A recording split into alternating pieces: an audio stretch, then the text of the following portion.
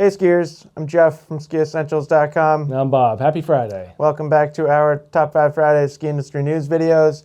Bob is going to take us through the news today. Before we get to that, just a couple housekeeping things. I don't remember what we did this week. Blizzard Anomaly 102. Thanks, Bob. I wrote it down. Thanks. It's been kind of a hectic week here. We've been trying to do several things and have just been kind of hung up for various different reasons, and it was also a short 4-day week with Memorial Day. But yeah, that was really fun. We had never had kind of an in-depth conversation about that ski. And then you're looking at the remnants of us just filming a Jester X M-Works and Griffin X M-Works. Not really a review, kind of more of a first impressions, introduction style video. Yep. That I thought was a very interesting conversation. I hope you did as well, Bob. Yeah, bindings don't get as much love as people think that they should, probably. Yeah. I mean, we don't talk about them nearly as much. Nope. Every once in a while, maybe 2 to 3 times a year, and Yeah. not much more than that. So that's about it for content. Next week will be more normal. We'll definitely try and get this out. And then we've got some other stuff in the works as well. And then I don't have a tremendous amount to talk about in regards to sales or anything like that.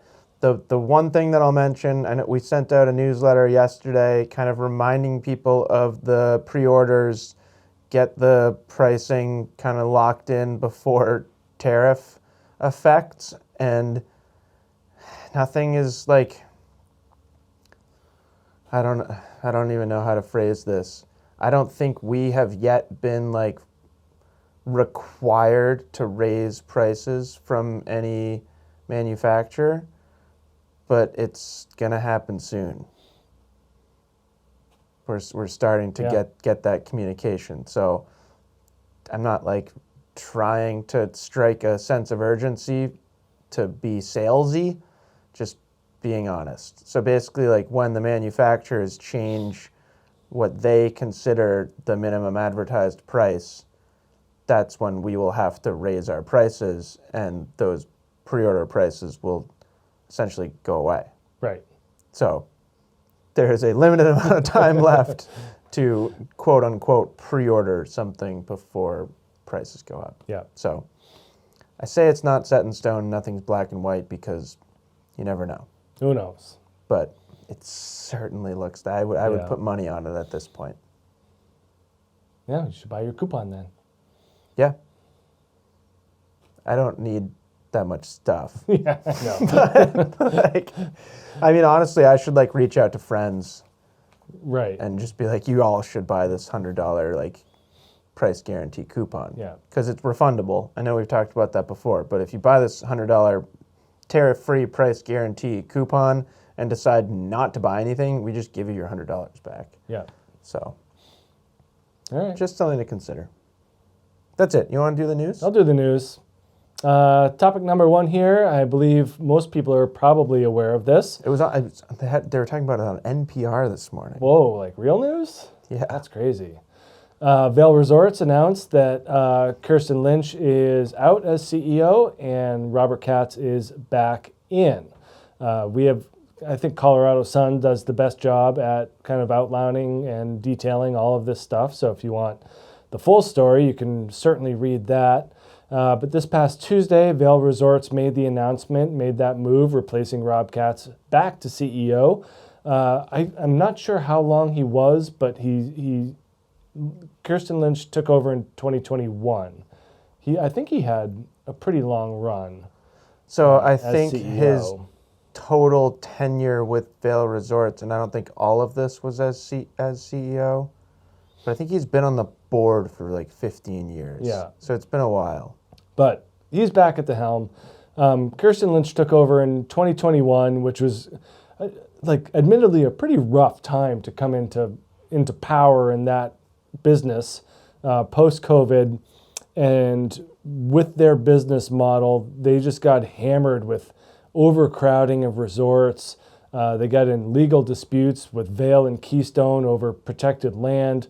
Park City had multiple ski patrol issues, most notably this past Christmas vacation where they legit went on strike and couldn't open a bunch of terrain. Yeah, they're like 10% open or something. Yeah, Keystone had ski patrol issues. We had like employee housing problems in Breckenridge. Like for the past 4 or 5 years, there's just been one incident after another, and Ms. Lynch had to deal with all of this I stuff. don't envy Kirsten Lynch's position that she was in, aside from maybe the compensation.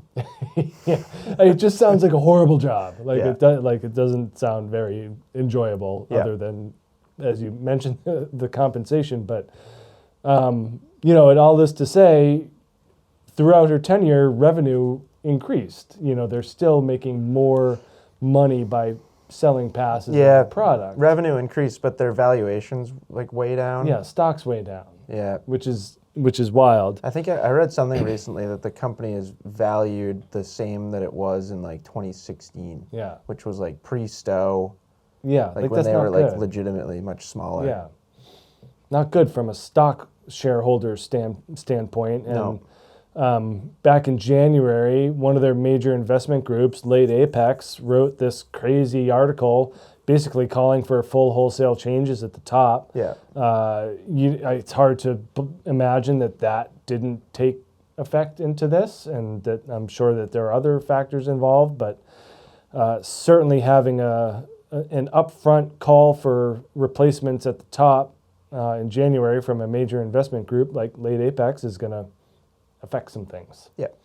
So it does seem from Katz's response that he's gotten a new worldview over the past 4 or 5 years. I think that anytime you kind of step back and open your eyes to bigger things, maybe that'll give you a fresher perspective, and whatever issues they've had in the past can kind of see a correction moving forward. And I think that there's opportunity here.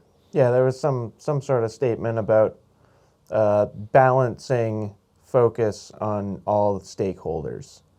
And stakeholders is very different than shareholders. Shareholders are stakeholders, but stakeholders also include employees, guests, customers, anybody that has a stake in, in the company. So, opportunity for positive changes on the table for Mr. Katz. I like to think so.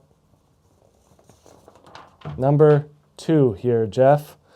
This one's crazy. Yeah, Blatten, Switzerland was wiped out by Birch Glacier collapse on Wednesday. There's not a real skiing component here, other than the European Alps are melting. And the general correlation between snow and skiing. Yeah. Some things are happening with snow. Yeah, and this isn't, I would say, fantastic news from a ski lover's standpoint, and certainly not for the town. This village was a relatively unpopulated village, about 300 people. Over the past few weeks, there were smaller slides, rocks tumbling, and they were fortunately able to kind of take a geological look up there and say, we got to get these people out of here. So they did. And now the town is buried with like a mile-long, yards-deep field of debris, ice, rocks, trees. Yeah. I think I saw mud. a picture that it's melting pretty considerably, but which is just making like more of a mess. It also said that like when it went over the river, like all these are valleys, so obviously there's going to be a river at the bottom. And now that river's being dammed up by this debris field, and more problems are going to be happening downstream. So it does seem like they have taken looks at other towns and villages throughout these valleys and don't see a huge set of concerns, but certainly they are looking at other potential issues, and best wishes to all of our Swiss friends out there. And extremely rare event, glacier collapse. Yeah. And I'd say the hope is that it doesn't happen more frequently going forward. Yeah. The Alps. There's just so some much stat that like the Alps are warming faster than any other. I can't remember. I don't want to misquote this, but I'm pretty sure that they're warming faster than any other mountain range. I mean, it's such a dramatic landscape that if you have a swing like that, where it's a massive warming event. I was thinking about it because I I was just there in December, and just kind of thinking about the topography and like the geography there, like it just feels like events like this would be hugely catastrophic because it's all so steep and angular. Like water's going to go somewhere real quick. Even in our gentle and rolling green mountains, when we get a handful of rain, it causes all sorts of problems. Yeah. So, My basement had water in it. Yeah, I mean, it's just like 6 days ago. Yeah. Nonsense. It's all good now. It wasn't that much water. No. Did you see the video of them airlifting a cow? No. It was pretty cool. I mean, I feel bad. Like, I think they got most of the livestock out too, because it's like big farming culture there. And I think they were pretty successful. I do know there's like one resident that is unaccounted for. I don't know that they're necessarily suspecting death. Yeah. Just like, hopefully they were like traveling or something. Well, could have been a lot worse. Yeah, 100%. Good job by everyone for... The cow looked really confused. I would be confused too. About why it was getting lifted by a helicopter. Yeah, good luck to our Swiss friends. Speaking of warm skiing here, Jeff, Beartooth Basin in Wyoming is now opening. Yeah. So this little tiny resort sits on top of Beartooth Pass, northern Wyoming, just over the border of Montana there. And this little ski area opens when the road opens. And they are touted as North America's only summer-only ski area. So while Mount Hood is open in the summer, they are also open in the winter. Beartooth Basin is not. Do you know why not? The road does not get cleared. Perfect. That makes a lot of sense. Yeah. I think I knew that. So it doesn't always open every year due to varying snow conditions. And they currently have plans to be open through July 6th, which... in my mind, if summer starts on June 21st, really only gives them 2 weeks. 2 weeks of summer skiing. It's fine. They're barely the only summer resort. Only summer resort, yeah. They do limit tickets at $100 per day at $50 a day. So I wouldn't say to plan your trip to Beartooth Basin under the assumption that you're going to walk right up and buy a ticket and get on. Can you buy a Beartooth Basin season pass? Great question. It was not included in the article that I read. I bet one of our viewers knows the answer. Or owns one. Owns a season pass? Yeah. Maybe. I don't know. But good for them for doing something outside the box and doing what they can to stay open. Yeah. Or be open. Yeah, pretty cool. Another smaller ski area, Black Mountain, New Hampshire. We've talked about this place a lot over the years, or this year, really. Yeah, it's in the news like all the time. All the time. Yeah, they're they movers. Opened late. They like stayed open late. They blew a bunch of snow. Yeah. Had a pretty successful day in what, like early May? Yeah, they were open. Yeah, the first weekend of May. Yeah. So this time this is more of an update. They have been planning on moving to a cooperative model. A gentleman by the name of Eric Mogensen purchased the ski area in 23-24 and opened it, and under the guise that he was going to run it for a year or two and then convert it from LLC to co-op. So that move has made its next step last week. So it went from LLC to a co-op, which from the article sounds like he still owns that co-op and now needs to transfer ownership of that co-op to the actual cooperative back to local control. It's a slightly confusing situation, but I think you just explained it well. I don't know. I don't know much about gigantic real estate sales and moves from LLCs to co-ops, but... Should we get Josh in here? Yeah, he'll know what's up. But that transition is expected to take place in the late fall or early winter. So another little ski area back in local control, and that seems fun. All the New England-based Black Mountains are great. All two of them? Yeah. I love how the other one's like right over the border in Maine. Yeah, it's like they're within 45 minutes similar, of each other. what, latitude? Yeah. Longitude? Oh, they're close. Latitude? Yeah. Spent a lot of time at Black Mountain, Maine. I have spent very, very little time at Black Mountain, New Hampshire. Yeah. So good luck to that co-op. I've also never alpine skied at Black Mountain, Maine. Just cross-country around? Yeah. Yeah. But yeah, that's it. Keep you updated on Black Mountain of New Hampshire. I think it's a fun little topic to talk about. Yeah, should we work that into the name of Top 5 Fridays? Featuring, Top 5 Black Mountain news. I'd say we've talked about it 5 times in the past year. There you go. Edits of the week. Number 1, we have a film by Hank Stowers, The Unknown Competition Changing Skiing's Future. This focuses on the Sugar Bowl Silver Belt, which is kind of an unsung competition based loosely off of a mix of Freeride World Tour and There's built natural. jumps. There's slight. Am I thinking of natural selections or no? Yeah. What's the one that they did with this?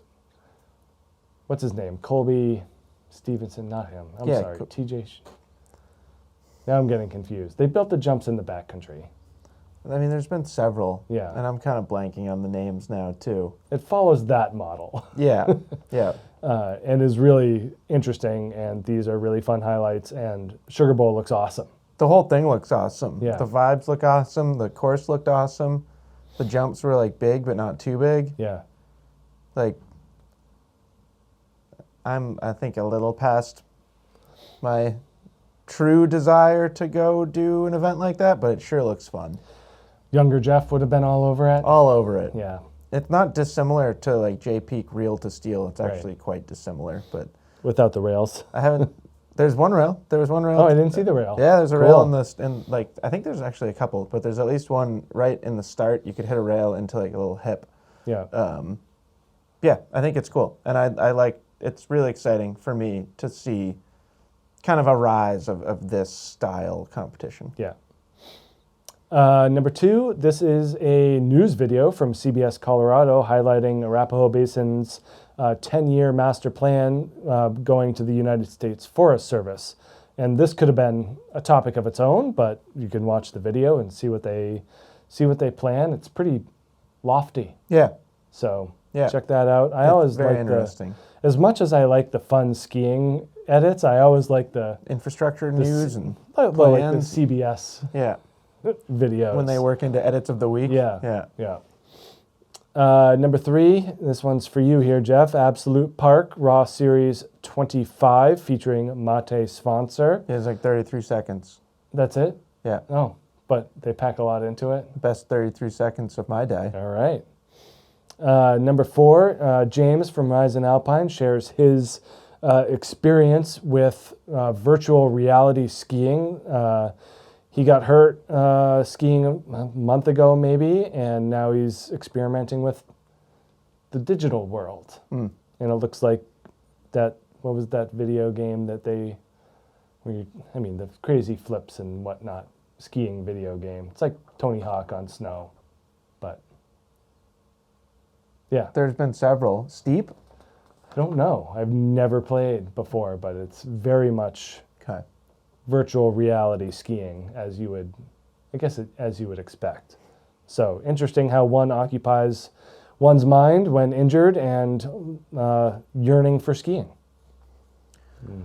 That's my edits. Actually, I hit like a really good approach shot on the 7th hole this morning. That might have been the best 33 seconds of my day.